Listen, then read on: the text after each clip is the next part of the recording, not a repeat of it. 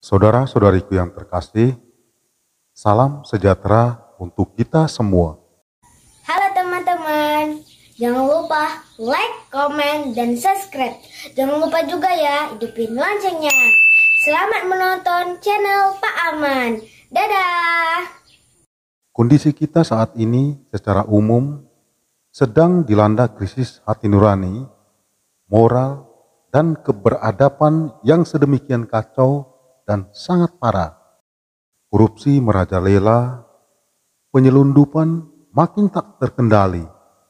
Meja pengadilan tidak bisa menjadikan keadilan. Ironisnya, justru di tengah kesulitan yang kian mencekik, semakin marak pula orang yang mengail di tempat keruh, mencari kesempatan. Saudara-saudariku yang terkasih, lewat Nabi Yesaya, Tuhan bertanya, "Mengapakah kamu membelanjakan uang untuk sesuatu yang bukan roti dan jerih payamu untuk sesuatu yang tidak mengenyangkan?" Memang demikian sering hidup di kita. Kita menghabiskan waktu dalam kecemasan dan kegelisahan, hingga kita jarang merasakan kedamaian dan keteduhan batin. Bagi kita, waktu adalah uang.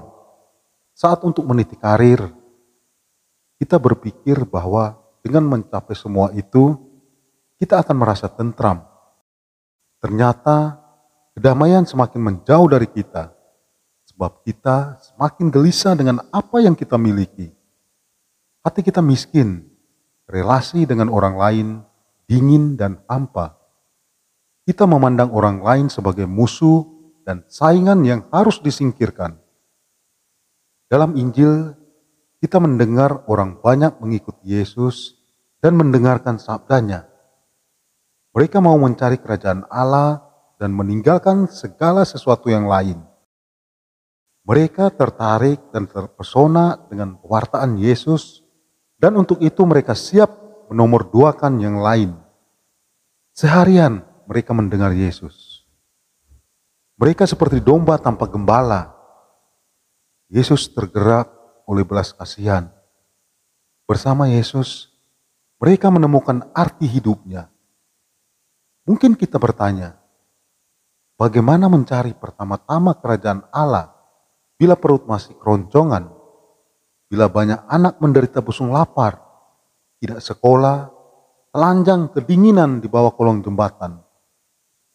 Mereka mengikuti Yesus sambil membawa orang sakit karena tahu bahwa Yesus dapat membuat mujizat. Mereka tidak perlu cemas lagi bersama Yesus. Inilah yang sering menjadi tantangan untuk mewartakan Injil. Di tengah penderitaan yang merajalela, orang lalu berkata, "Untuk apa ke gereja? Apa yang kau dapat dari sana? Apa yang diberikan pastor kepadamu? Kamu dapat makan dari sana?" Orang banyak yang mengikuti dan mendengar Yesus bukan melulu yang sakit dan miskin. Mereka bukan kurang pekerjaan, tetapi mereka menemukan suatu kepuasan dalam mengikuti Yesus. Sabda Tuhan memberi mereka kehidupan.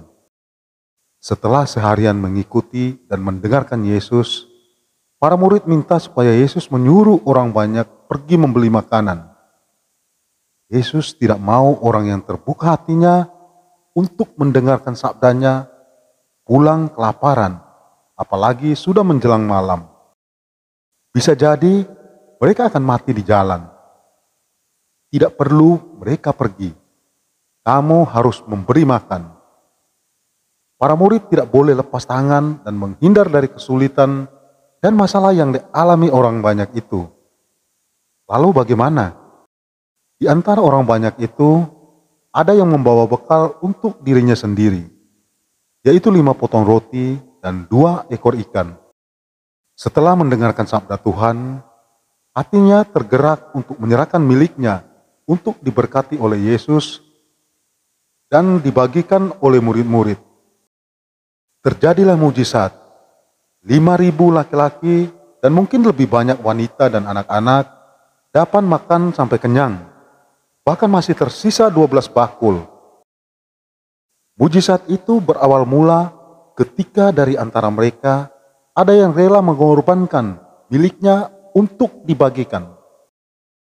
Mujizat terjadi dan tetap terulang bila ada keterbukaan untuk membagikan yang kita miliki, kendati sedikit dan hampir tak berarti menjadi milik bersama. Bukan banyaknya yang menentukan, tetapi kesediaan dan keterbukaan hati. Kelaparan, busung lapar, krisis dan penderitaan semakin menjadi-jadi justru karena semua orang hanya memikirkan diri sendiri, bahkan merampas milik orang lain. Mujizat tak akan pernah terjadi bila tidak ada kesediaan berkorban, tetapi hanya mencari keamanan diri sendiri.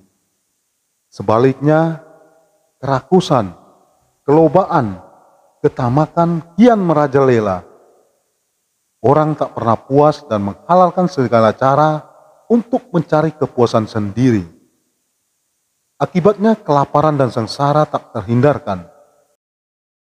Bukan bumi kita yang miskin, tapi hati kita tidak peka terhadap dunia di sekitar kita. Seperti pada zaman kita, pada masa Yesus, ketidakadilan juga merajalela. Tetapi Yesus tidak menghasut bangsa itu untuk mengadakan revolusi. Yesus justru mengajak mereka mencari dahulu kerajaan Allah, mendengarkan sabda Tuhan.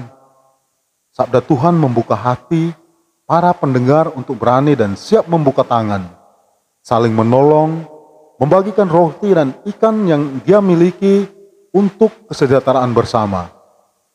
Sabda Tuhan yang kita dengar justru mendorong kita untuk mencari kebenaran dan keadilan, memecahkan persoalan dan bersama-sama mengupayakan kesejahteraan, kedamaian, dan kehidupan bersama.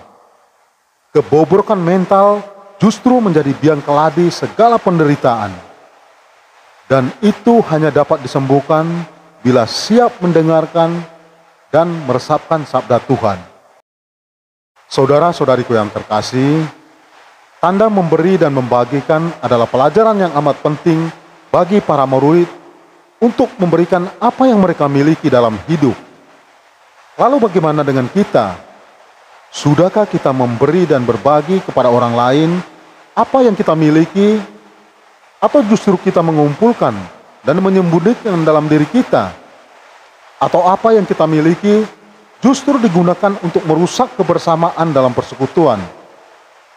Ketika orang percaya mengucap syukur, ia yakin sudah menerima apa yang dimintanya, dan apa yang diperolehnya mesti dibagikan kepada yang lain. Dengan demikian, kita menjadi berkat bagi orang lain. Mengapa Yesus memakai roti para murid? Jawabannya adalah karena Yesus mau memberkati mereka. Ia mau menggandakan apa yang menjadi milik murid-murid tersebut. Yesus memberkati orang yang mau memberkati orang lain, dan berkatnya itu sempurna. Dan berkat yang mereka miliki itu akhirnya dibagikan kepada orang lain. Apa yang terjadi dari 5 roti dan 2 ikan yang ada menjadi banyak akhirnya. Mereka makan sampai kenyang. Kemudian orang mengumpulkan potongan-potongan roti yang sisa sebanyak 12 bakul.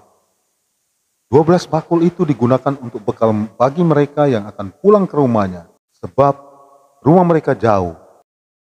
5 roti dan 2 ikan yang ada pada para murid itu akhirnya menjadi berkat bagi banyak orang lain. Itulah makna ada untuk berbagi kepada yang lain. Kalau tiba-tiba Yesus bertanya kepada kita, berapa roti yang ada padamu? Apa jawaban kita? Mari berbagi apa yang ada pada kita. Dengan berbagi, Anda, saya, dan kita akan merasa bahagia. Itulah yang diinginkan Tuhan kepada kita. Kamu harus memberi mereka makan. Amin. Salam sehat, Tuhan memberkati.